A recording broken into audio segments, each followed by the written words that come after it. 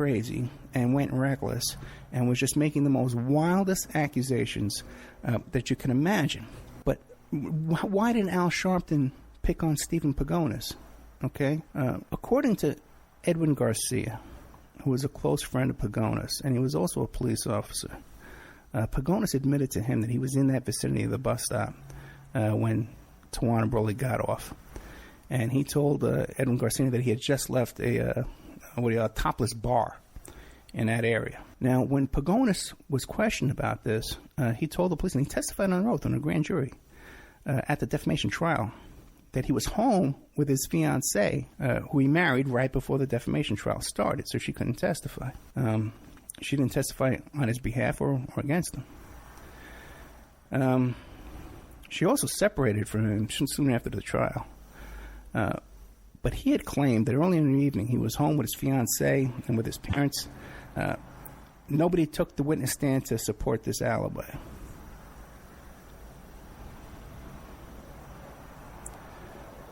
Now, why didn't... A lot of people don't realize that... Well, you know what? I'm going to take a break right here, okay? And I'm going to check all my notes here so I can get this good for you. We're going to be right back after these messages. This is the Opera Report. We're going to play a couple of messages here from our sponsors, and we'll be right back after this. And now, a word from our sponsors. Have you ever thought about opening your own mobile cart or kiosk business? Maybe the facility you manage could establish new revenue by adding coffee, food, or retail services. Cart King International can be the answer to your needs. Cart King is a North American designer and manufacturer of the finest mobile coffee, food, and retail carts and kiosks. Cart King has been working with clients and corporations across North America for 20 years, providing innovative designs, custom manufacturing, and timely delivery. Carts and kiosks are fun, and so are the dozens of designs on our website. Please visit us today at www.cart-king.com or just call us at 1-877-986-7771 and get your sales rolling.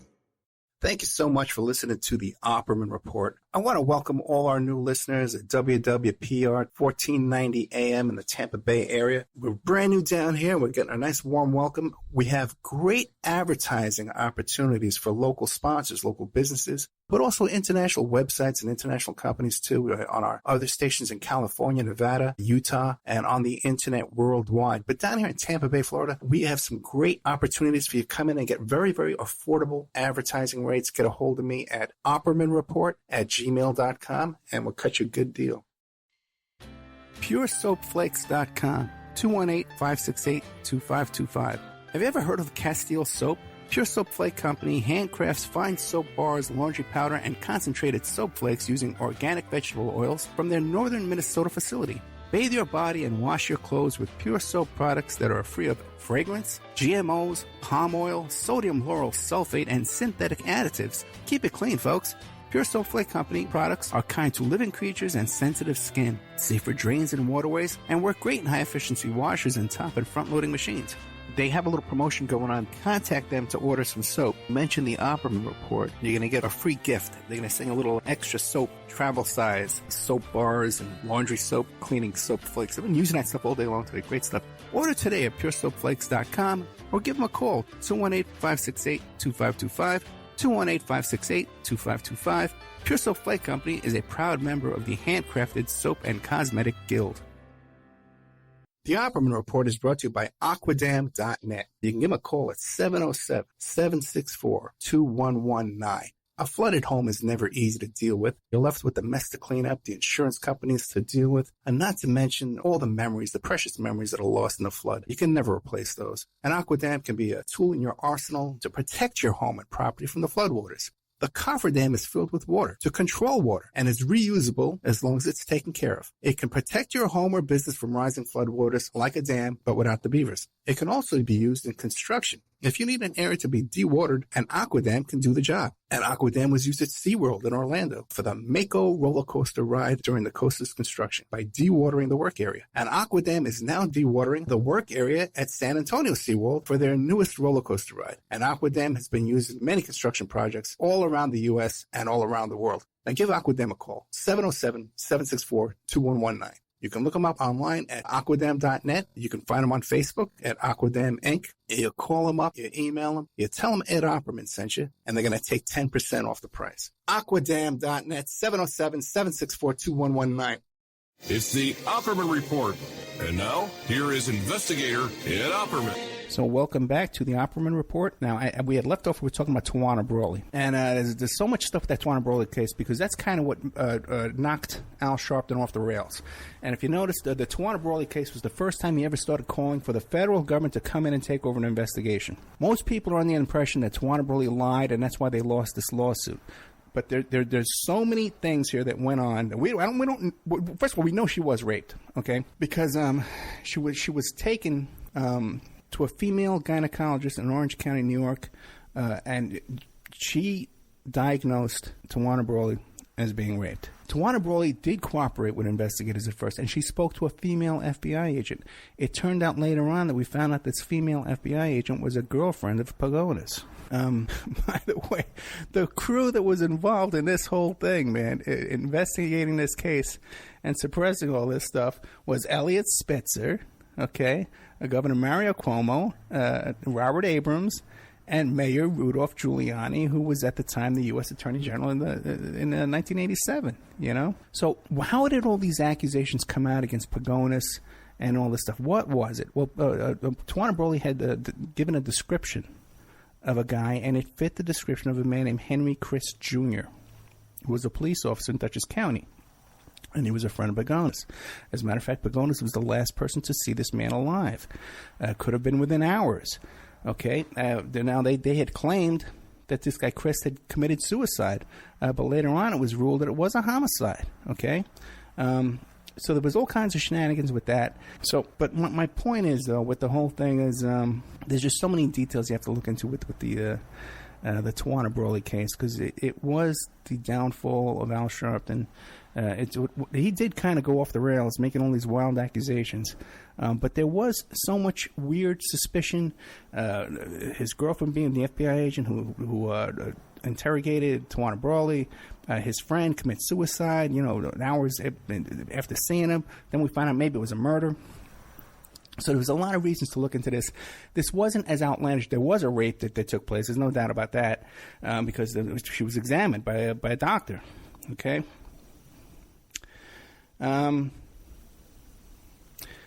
All kinds of discrepancies in that case, and you should look it up. Mostly, but the problem is, too, is when you look that up, all you're going to really find is stuff about how Tawana lied, and it was a big hoax, and Al Sharpton peddled this hoax, and blah, blah, blah, blah, blah. But the point that I'm trying to make, and why I bring up the whole Tawana Brawley episode, is because that was the first time that Al Sharpton, while he was working for the FBI full-time, he was there full-time undercover, setting up cases for them.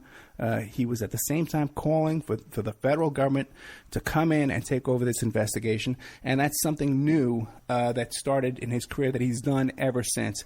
And whenever he goes to these towns now, when he goes to Ferguson, when he goes to Staten Island, when he goes to Baltimore, first thing they ask for, bring in the federal government. Let the Department of Justice investigate this case. Because the guy, he works for the feds, man, and that's what he is. Now, there's a whole other element to this, because we're getting down to the last 20 minutes, okay? Is about how Al Sharpton, many people consider him to be some kind of a liberal, radical, and always the people who you see object to Al Sharpton when they post these things on Facebook or they talk about him, there are always these right-wing conservatives, okay, who hate Al Sharpton. And I believe a lot of that hatred is based on racism, okay? They see this blackface in here. They don't like his voice.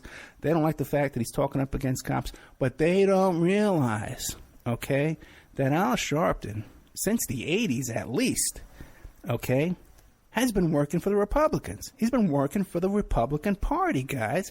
And the Village Voice has done a series of articles about this whole thing, and even his own quotes. Now, Al Sharpton, he's run for the U.S. Senate in New York City back in 88, in 92, 94, 97. He ran for, and he always loses, okay? In 2004, he ran for president of the United States of America, okay? And his entire campaign was run by a man named Roger Stone, who is a Republican dirty tricks guy. He's an operative, dirty tricks guy. And he's the one who was in charge of down in Miami-Dade County, Florida in 2000, of those crowds in the street where they had those Cubans in those white shirts, the white collared shirts and ties, banging on the door, boom, boom, boom, boom, come to votes. You know, he put all that stuff together, okay, that helped Bush steal the 2000 election, okay. He ran Al Sharpton's 2004 presidential campaign. Okay, and it's all laid out here step by step by step in these Village Voice articles.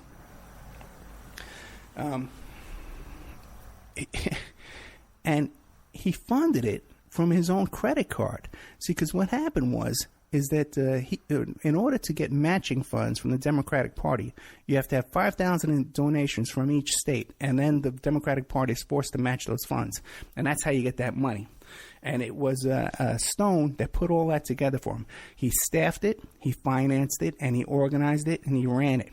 In the meantime, Al Sharpton was living like King Farouk in $4,000 a night hotels at the Helmsley Carlton. Okay, all this wild stuff. And while at that same time, Al Sharpton's girlfriend, who was his executive director of the National Alliance, whatever that thing is called, the NAN, because he changed it, she was campaigning to become the DNC vice chair. So here you have Al Sharpton running for president on the Democratic ticket. It's funded by the Republicans and run by and organized, kept managed by the Republicans. Well, at the time, his girlfriend's trying to become the head of the Democratic National Convention. Now, it's like, what more do you need to see? When I try and tell you that both parties are exactly the same and they're all in cahoots together, this is some really deep stuff, okay? But Al Sharpton himself is quoted as saying, because he had run all these different times, and he said, well, much of the media criticism of me assumes their goals that they oppose them on me. Well, those may not be my goals. So they will say, well, Al Sharpton never won a political office, but that might not be my goal. Okay, so he's telling you right here that he's entering into these campaigns to split the Democratic vote so that the Republicans win, you know? Now, this is not, and people try and argue with me about this, and they say, well, that was, he needed a campaign manager, he was running for president. No, this goes back to 86, okay, when he endorsed conservative Republican Al D'Amato, okay, for Senate. And he got a whole bunch of black ministers to endorse Al D'Amato in Al D'Amato's campaign against Mark Green. Now, you're not going to believe this, okay, because at the time I owned a nightclub in New York City, and we ran a campaign fundraiser. We had a campaign event for at the club for Mark Green, to raise funds for the Mark Green. And at the time, in my naivete, I never would have dreamed that Al Sharpton was supporting Mark Green's opponent. It just wouldn't, that would have crossed my mind. There was a whole other thing, too, that with the guy who worked for Al Sharpton was a convicted heroin dealer, and D'Amato gave him a grant to set up a rehab, okay? It was like a $500,000 grant after D'Amato got this big endorsement by Al Sharpton and 8 other black ministers. But Al Sharpton also met with George Pataki, the Republican, George Pataki, when he was running in 94 against Mario Cuomo. Al Sharpton invited Ralph Nader to his headquarters on the eve of the 2000 vote, okay, again, to split the Democrats to split the Democratic vote so that George Bush would win, okay? Over and over and over and over and over, Al Sharpton has done everything he can to sabotage the Democratic Party, not to promote it in any possible way. There was a whole nother thing, too. where he took Bill Powers, who was the state GOP chair, and he brought him to a black church